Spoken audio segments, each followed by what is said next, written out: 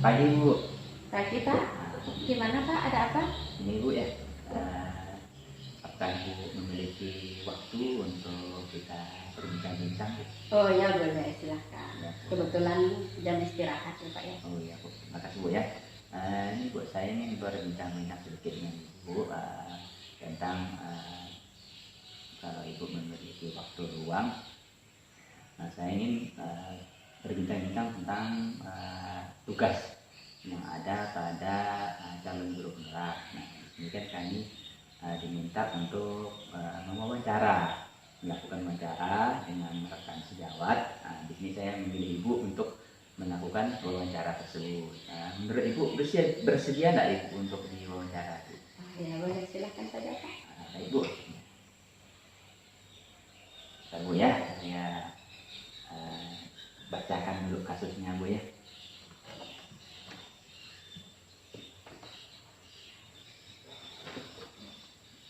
Baik Bu, ini ada kasus Bu, kira begini Bu kasusnya.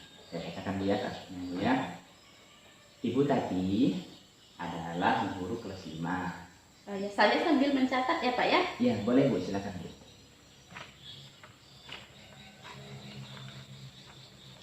Ya, silakan Pak, lanjutkan. Baik. Saya ulangi Bu ya. Ibu tadi adalah guru kelas 5 yang merupakan rekan kerja Anda, yang mana sama-sama mengajar kelas 5 yang kelasnya paralel. Ruangan kelas Ibu tadi pun persis di sebelah ruangan kelas Anda. Ibu tadi terkenal sangat disiplin dan cenderung galak. Pada sisi lain, Ibu tadi juga pekerja keras dan murid-muridnya pun selalu mendapatkan nilai-nilai yang sangat baik. Sebagian murid-murid sangat takut kepada Ibu tadi, dan sebagian lain bisa menyesuaikan diri. Kepala sekolah Anda dan orang tua murid juga sangat menghargai Ibu tadi. Suatu hari, Anda mendengar tangisan seorang murid dan pergi keluar untuk melihat asal suara tangisan tersebut. Anda melihat seorang murid perempuan kelas 5 sedang berlutut di atas bebatuan sekolah yang sangat panas hari itu, menghadap di depan pintu kelas Ibu tadi. Anda melihat Ibu tadi tampak tidak menghiraukan suara tangisan muridnya dan tetap mengajar seperti biasa. Namun, Anda bisa melihat bahwa beberapa murid di kelas Ibu tadi mencoba untuk mencuri pandang keluar kelas melihat temannya yang sedang menangis dan berlutut di terik matahari. Apa yang harus Anda lakukan? Apakah guru lain dapat menginterupsi, di mana saat itu ada guru lain yang memiliki wewenang atas kelas yang dipimpinnya? Dalam kondisi ini, apa yang bisa Anda lakukan? Dapatkah Anda menginterupsi? Kenapa dan bagaimana? Wah, lumayan berat juga kasusnya ya Pak ya. Ya, saya atur posisi dulu Pak. Ya silakan Bu. Menurut Ibu bagaimana Bu kasus ini? Bu Tati ini orangnya sangat disiplin dan dipatuhi muridnya ya Pak ya. Kemudian siswa yang di Ampu itu berprestasi. Iya, tapi kenyataannya jelas murid itu yang dihukum itu merasa rugi ya Pak ya. Hari itu dia tidak bisa menerima pelajaran karena dia harus dihukum di bawah teriknya sinar matahari. Kalau menurut saya, seharusnya Ibu Tati ini tidak melakukan hukuman dengan cara yang seperti itu.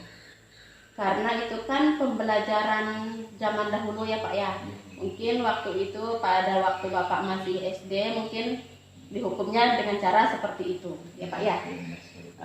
Saya juga seperti itu waktu zamannya saya sekolah, memang hukumannya seperti itu. Nah,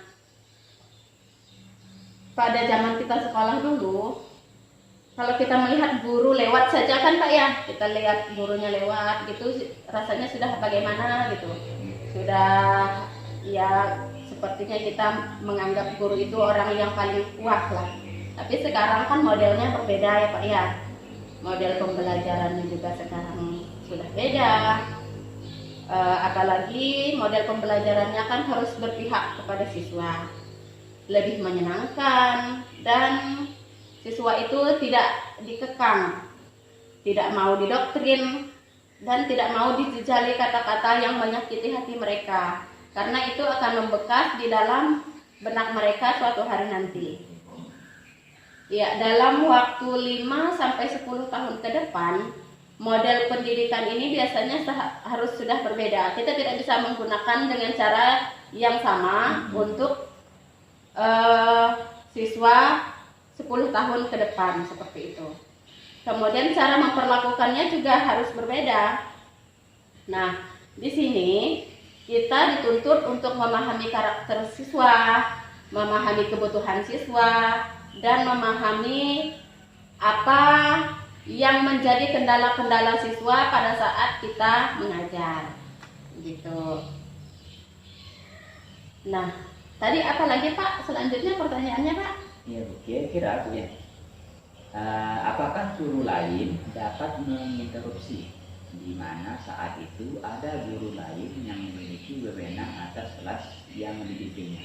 Contohnya Bu ya, apakah guru lain itu bisa menginterupsi Bu, di mana Ibu tadi tersebut kan sedang melakukan ataupun berwewenang terhadap kelas yang sedang dilakukannya Bu. Menurut Ibu bagaimana? Apakah boleh guru lain itu menginterupsi Bu? Ya baik. Kalau menurut saya sebenarnya boleh saja sih kita menginterupsi rekan kita, teman sejawat kita yang melakukan hal seperti itu, sebenarnya boleh-boleh saja. Tetapi ada efek yang harus kita pikirkan juga. Kita bisa konsultasikan dulu dengan pihak terkait, misalnya seperti kepala sekolah atau ada orang yang dianggap lebih bijak di sekolah itu. Kita konsultasikan bagaimana nih Pak, Ibu ini melakukan hal-hal seperti ini kan sudah tidak boleh, jangan kita langsung yang datang. Tetapi boleh saja sih Pak, kalau memang misalnya kita akrab sekali dengan Ibu Tati ini. Ya, kita akrab, kita biasa bergurau, biasa bercanda, kita sudah mengenal Ibu Tati ini seperti apa. Karena khawatirnya kita berbicara nanti jika kita tidak mengenal karakter seseorang, takutnya nanti beliau tersinggung. Apalagi kita hanya sama-sama guru kan, dia saja guru, saya guru, kok berani-beraninya dia menegur saya, kan pasti ada kata-kata seperti itu nanti. Kemudian yang dikhawatirkan akan ada goresan di hati tentang hal-hal yang kita sampaikan. Beliau akan merasa tidak enak. Kemudian ya, yang harus mengingatkannya itu lebih baik itu orang yang jabatannya lebih tinggi daripada kita dan lebih tinggi daripada Bu Tati sendiri, atau orang yang kita anggap paling bijaksana di lingkungan tersebut. Saya pernah mengalami sendiri loh Pak kasus-kasus seperti ini, tapi tidak menghukum siswa. Saya pernah dijat seseorang, saya pernah difitnah. Jadi saya ini jadi down gitu. Saya merasa tidak mau berkembang. Selama beberapa tahun itu saya merasa minder dan merasa tidak cocok lah bergaul dan berteman dengan orang yang sepertinya tingkatnya di atas saya seperti itu. Nah, hal ini membuat saya menjadi tertutup.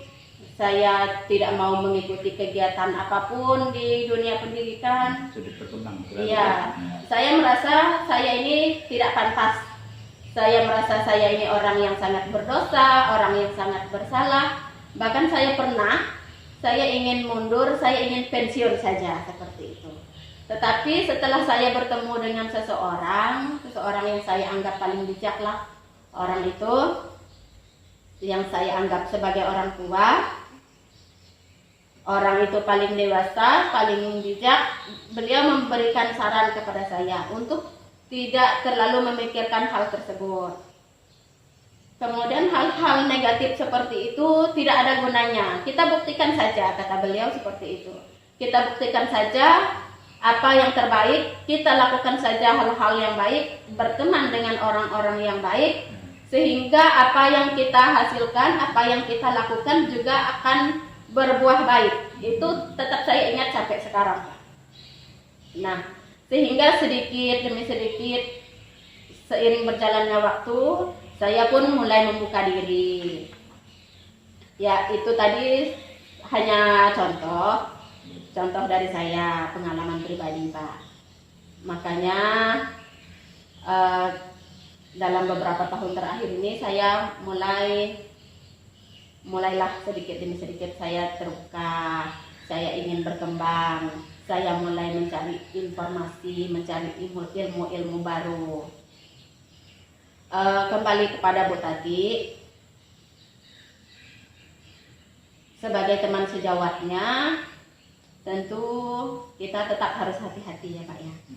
Kalau kita bertemu dengan teman sejawat atau memiliki teman sejawat seperti Bu Tati ini, yang pertama kita memang harus hati-hati.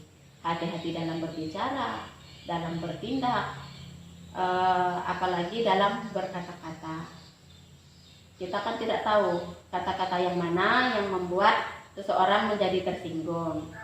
Kemudian jika ingin mengingatkan atau kita ingin memberikan arahan, sebaiknya kita harus konsultasikan dulu kepada atasan kita. Seperti itu dari saya. Bagus sekali sih Bu apa yang Ibu sampaikan.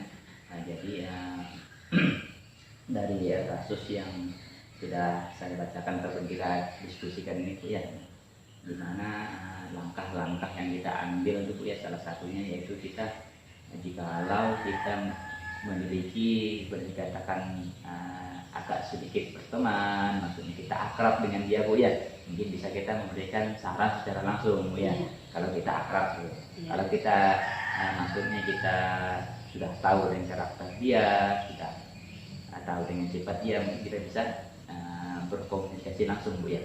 Tapi langkah lain yang dapat kita ambil sudah disampaikan tadi Bu ya, kita juga bisa mengkonsultasikannya dengan pihak yang lebih memiliki wewenang tertinggi Bu ya, lebih tinggi dari kita maksudnya, lebih tinggi dari kita dan lebih tinggi dari Ibu Tati tersebut, untuk mencari ataupun menyelesaikan masalah apa sih yang terjadi, apa sih penyebab dari anak perempuan tersebut sampai mendapat sanksi berada berlutut di depan kelas Ibu Tati ya, selama waktu Ibu Tati melaksanakan tugas ataupun mengajar di kelasnya.